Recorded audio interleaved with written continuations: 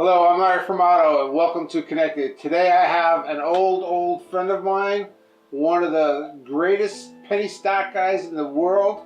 His name is George, the Greek Liveratus, and I am so happy to have George joining me today on Connected. George, how have you been? How are you? Good, very good. I'm glad we are talking. Me too. It's been a long time. I know. So George, you're one of the oldest guys in the penny stock business, right? Mm-hmm. You pretty much have been around the penny stock business since it started, almost. Yeah, because I started with the penny sale, the first one in the East Coast. Yeah. So you were doing penny stocks, George, back in the '60s, right? Right. Yeah. And so your whole deal was to take these little companies and bring them public, right? Right. And then sit on these companies and wait for the stock to mature. Right, and merge. And merge them with another company so that you can start selling the stock, right? Right. And you were probably better at forming these companies back then than anyone, I think. I know, I was the first. You were the first. And certainly, you're a legend for sure in the penny stock business. And if people don't recognize your name, they should look you up because you are one of the best for sure. Anyway, George, so I want to talk about you. You've rubbed shoulders and you've met so many people in your lifetime, and you have such an interesting story. And George the Greek Liveratus, you jumped ship to come into this country, right? Right. And how old were you? Right now I'll be 81. How old were you when you jumped ship? 19. 19. So you came here with nothing? Nothing. Nothing. I jumped ship with $25. $25. And you made millions of dollars along the way, right, George? Yep. Wow. So, and in doing that, you were also known as a gambler too, right? Oh yeah, major. Major gambler. And you in being a major gambler, right, you knew a lot of the wise guys from New Jersey. You're from New Jersey, right? Everybody. You knew everyone. And they all knew you. I had 11 sittings with the mob, and I won 11. Well, you know what? I had one with you with some of the wise guys down there in Jersey. I don't know if you remember that. Jamo. Yeah, Jamo. But we won that one. Yeah, we always win. Yeah, we won that one. So, but anyway, George, we're going to be bouncing back and forth because, you've got so much to talk about, and I don't want to just corral this into, segments of, well, George did this and then George did that. I just want to go by things that I know, and maybe you can tell us some of the things you want to talk about. But, one of my favorite stories about you, George, and I'll tell you the story the way I remember it, and then you can tell me if I'm wrong. Okay. All right. So one of my favorite stories, George, there was a musical and a movie that was made recently. The movie was made by Clint Eastwood, and it was called Jersey Boys. Right. And it was about Frankie Valli and the Four Seasons. Right. And in that, remember we're in Hermitage in Beverly Hills, and you sent me to meet Clint Eastwood. I do remember that. Right. Yeah. He gave us half of his estate for penny stocks. I listen. I remember that well. I asked you to go see Clint Eastwood, and you and Jim Carrey got on a private jet and left from Beverly Hills. Right. And you went to Carmel, California, to meet Clint Eastwood. I stayed all night with Clint in the woods with women, with drinking cognac and talking. And the next day, he gave me half of his estate. Yeah. That's because we were the best, George. Nobody was better. We were the best. Yeah, we were the best. We took Beverly Hills by storm. But I want to just go back to the story I want to tell. So go ahead. The story I want to tell is Gyp DeCarlo, who was portrayed in Jersey Boys in the musical and in the movie, was a boss of the New Jersey mob. Right. He was my associate. He was your associate. Yeah. And my good friend Red and your friend Red came to me one day and he said, listen, there's this guy, the Greek, they call him the Greek. He knows a little bit about stocks and, he's a gambler and he's a this and he's a that. But he owed Jip DeCarlo a lot of money. And he claims that, this is the part that I want to be really careful about how I say this because I think it's cool as shit. All right. George the Greek came to us and claimed that the night that Jip DeCarlo died, George was at his house and paid him in full in cash. All right. And the only two witnesses, one was dead and the other is alive. Jip DeCarlo died and George is living. Exactly. So my friend Red tells me, we're not sure that George really paid him. Can you hook up with this guy and see what you can find out for us? Right. So that's my favorite story about you because you pulled it off. And I know you pulled it off.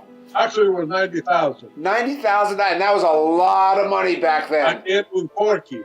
You know Porky? Yeah. I gave with him. I owe him the money. So he went to Jip, and he said, I owe him. And then the Jip died, and Porky died.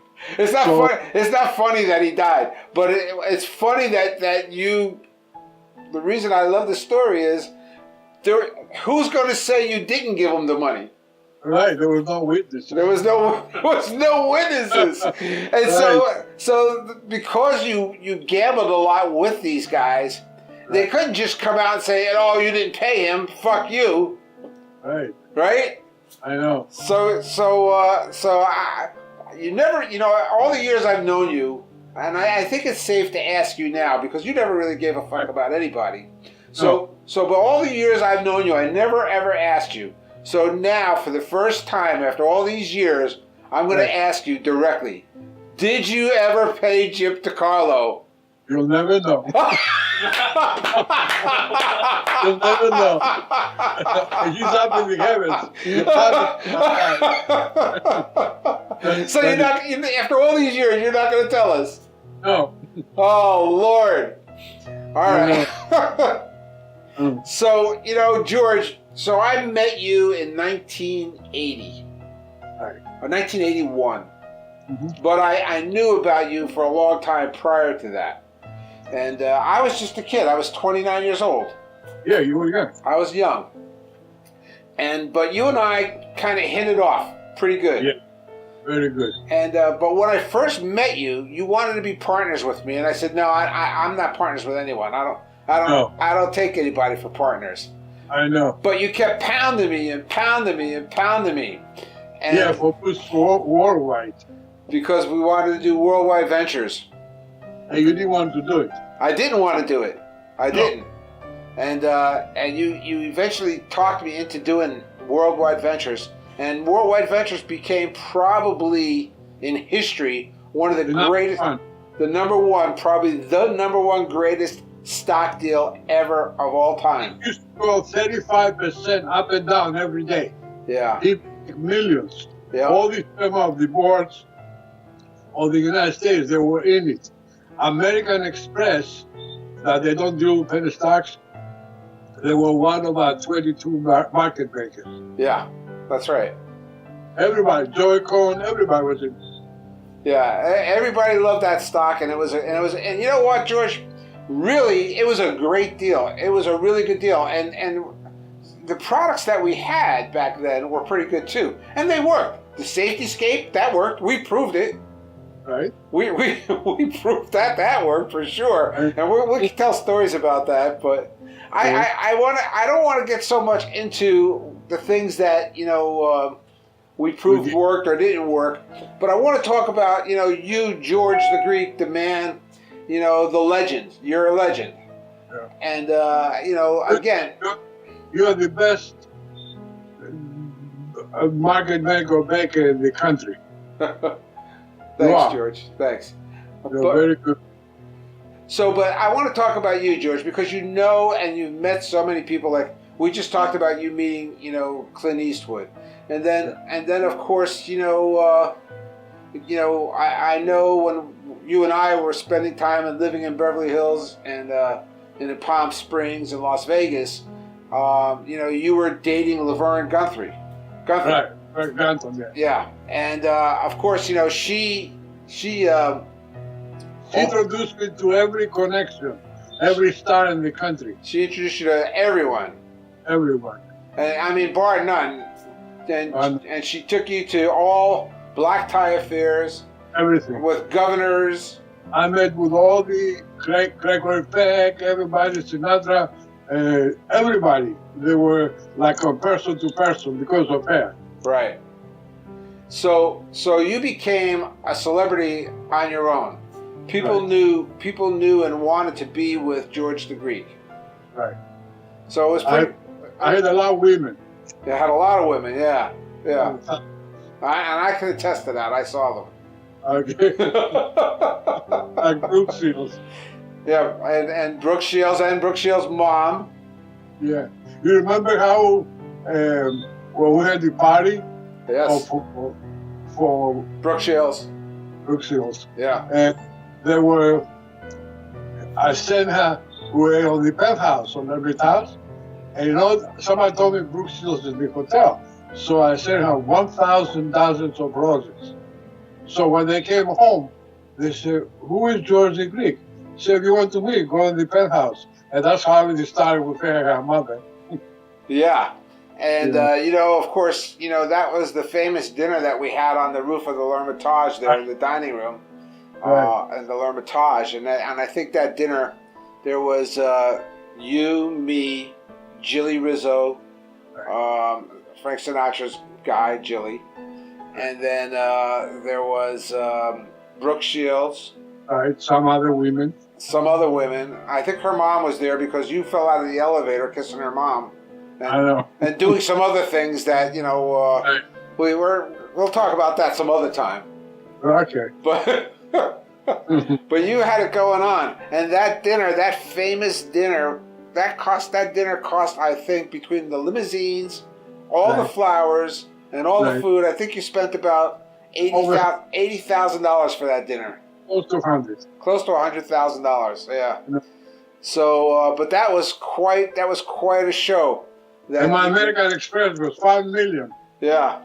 We could buy a factory, go on the phone, pick up the number, and you own a house without search, without lawyers. Yeah, that's right. You were the first person. You and I, we both did it together. That used American Express for all of our business. We bought our cars on American Express. We bought houses on American Express. We bought like cars. Remember? I said I want to buy a Jeep, like the old Army Jeep. Yeah. So in Route 46, yeah, we like 20 cars. Yeah. For everybody, and that was I told the guy from the car company, put them in the I forgot what it said. American Express. I said, yeah, take 20,000 a month. I signed so it can go in one day. Yeah, exactly, yeah. And and we bought, I think, like 3 Jeeps, and we had them all big tires on them, and we bought the guy for the guy that died, Jilly's bodyguard. What's his name? Tony. Yeah, Tony. Yeah. We bought for him a couple of cars. Yeah, we bought a lot of cars. We bought a lot of cars for people. A lot of cars. Yeah. So George, but I want to talk a little bit about some of these wise guys that you rubbed shoulders with through the years, and how you survived, you know, dealing with these guys, George. Well, I had no problem because every time I was sitting, I was winning the city because the big bosses, they liked me. Like Chip DiCarlo, he used to own the living room in his Torrance and bar. Yeah. So we hung out there at nights. And then I had me and Richie Leonardo. He used to be my associate. He was a smuggler. He got a jeep to let us do anything we want because they said we're crazy. Yeah. You guys were crazy. Very, very crazy. You know. And you used to go to all the card games at nighttime in Newark, right? Yeah, of course. I used to be with Arturo's sister, Carmela. Oh yeah, you and Carmela were really good friends. Yes. Very good, but we still are. Yeah. Then what happened? We went to a party. And Art Asatoro, that's Tumac. Yeah, Tumac, yeah. Tumac, yeah. No, I was with everybody. And for being Greek, and then I found out when I came out of prison, I'm Italian. Right? Yeah, you went and checked your heritage. Why you are sticking with the Italians? You're Greek. You're clean. Yeah. I said, oh, and then all of a sudden it came on the news that I was Sicilian. You know? Yeah.